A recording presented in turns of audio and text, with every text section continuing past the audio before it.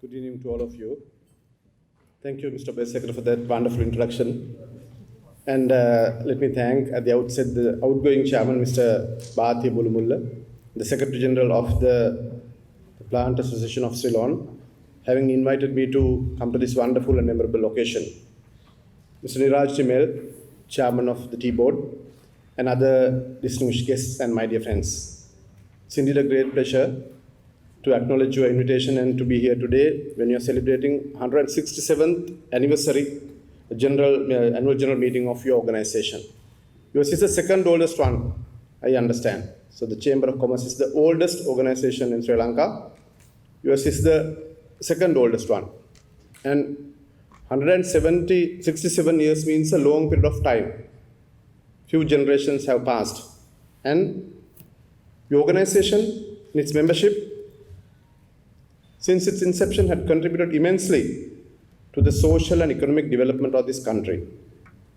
And your efforts have been recognized many a times in the history.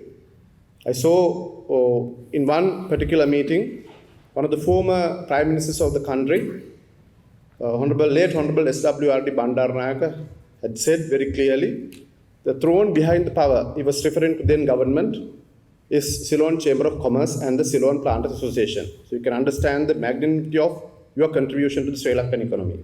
It hasn't changed much. Fortunately or unfortunately, we have to still depend on your support to go ahead. Still you contribute a significant fraction of the Sri Lankan export earnings, which is coming up to about $4 billion. It was 3.7 billion to be exact last year. So apart from the apparel sector earnings, it's coming up to about 6 billion. But net gain is about 3.5 billion once you reduce the imports for apparel sector. So you are giving us the best share in the export sector. So thank you very much, having contributed wonderfully well for the growth of the Sri Lankan economy and molding the Sri Lankan socio-economic sector. And your sector covering starting from tea, coconut, rubber and other export crops, directly linked to more than 3 million families of the country. It's a significant number. So I hope and I expect, keep my fingers crossed, that your organization will continue to support Sri Lankan livelihood and you do much better in time to come.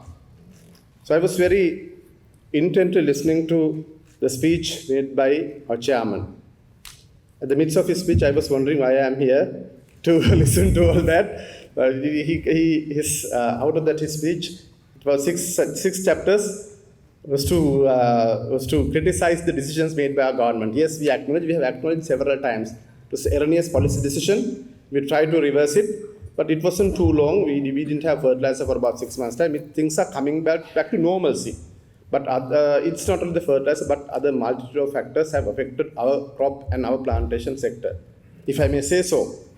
So the Sri Lankan plantation industry is facing many challenges. First thing is the reduction of the production and the reduction of the productivity. Value addition has come into there's a big question mark in relation to value addition. And so there are so many issues pertaining to the wage issues. There are so many factors that we need to address. So whatever the issues that pertaining to the plantation sector, we as the government and we as the plantation ministry, our secretary is also here. So we are fully committed to provide whatever the support that you need on futuristic basis. Forget about the fertilizer factor. Now we have allowed fertilizer to be imported to this country. Unfortunately, at the time we revoked our decision, there is a global supply chain issue and fertilizer prices have gone up a lot. But we shouldn't forget the fact that Sri Lankan governments, successive governments have contributed immensely for the development of the agricultural sector of this country. Sri Lankan free healthcare system, free education system, infrastructure, and the agricultural sector have been contributed immensely over a period of time by successive governments. We have facts for that. In 1952, our country had only 10 million people in this country. We have 21 million today. In 1952, we didn't have enough paddy to feed our population. That's why we entered into rubber rice pact with China 70 years ago, since we didn't have enough rice to feed our population at that time. So at that time also, your plantation society, the people who are in the rubber sector have come forward to supply rubber to China. So we got fertilizer. But with the Green Revolution in 1960s and also with the government's commitment to provide fertilizer subsidy, agriculture production gradually came up. We became self-sufficient in rice production. It's the same thing with fruit and vegetable production.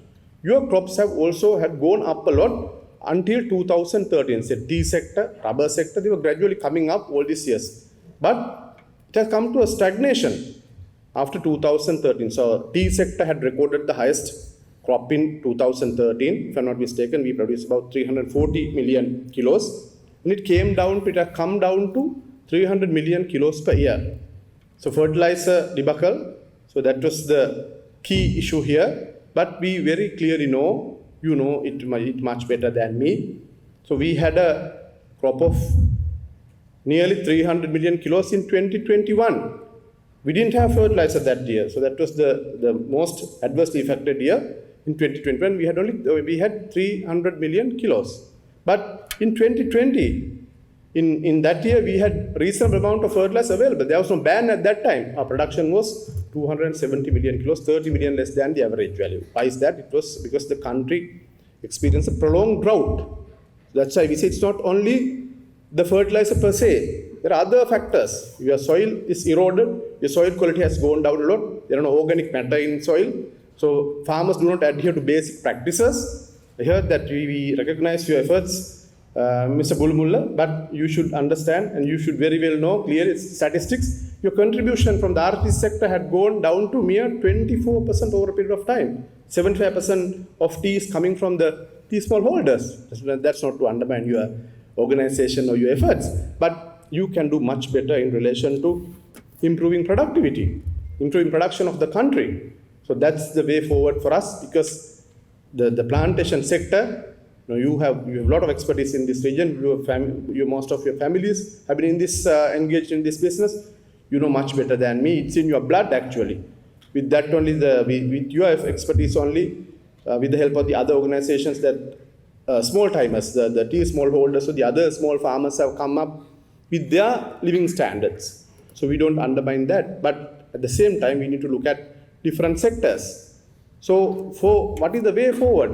Wage structure has become a real issue. We encountered so many strikes with the laborers. So probably on long-term basis, we might have to look at the productivity-based incentive scheme or a wage scheme. We might have to give out some more lands on outrow basis to ensure that we go ahead with new planting and replanting. Value additions. Fortunately, in some of the export agricultural areas, we've seen some great value additions. So they are earning a lot. Year-to-year growth in cinnamon and other sectors have been about 25%, which is a significant or market growth.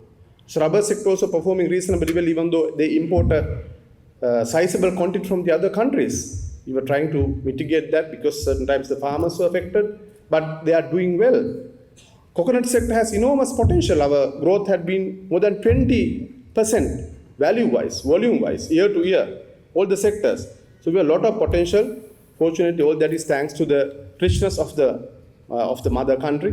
But we need to ensure that we further strengthen. We protect our soil, use fertilizer efficiently, and also we go ahead do value additions. And importantly, as the chairman mentioned, we need to look at crop diversification. I was speaking to 2 weeks ago. I met with the Malaysian ambassador to Sri Lanka. I was quite pleasantly surprised to understand they earned about $500 million by exporting good varieties of durian to China. So their cultivation is only 2 decades old. So there are a lot of other things to do. As you mentioned about strawberries, blueberries. Yes, you should come out with your expertise and research-based evidence to ensure and promote those cultivations also in Sri Lanka, thinking apart from tea, rubber, and cinnamon and coconut-based products. So whatever the assistance that we can provide from ministry side to your activities, we are fully committed to provide all that support, and we wish you all the best in all your future endeavors. Thank you very much and have a pleasant evening.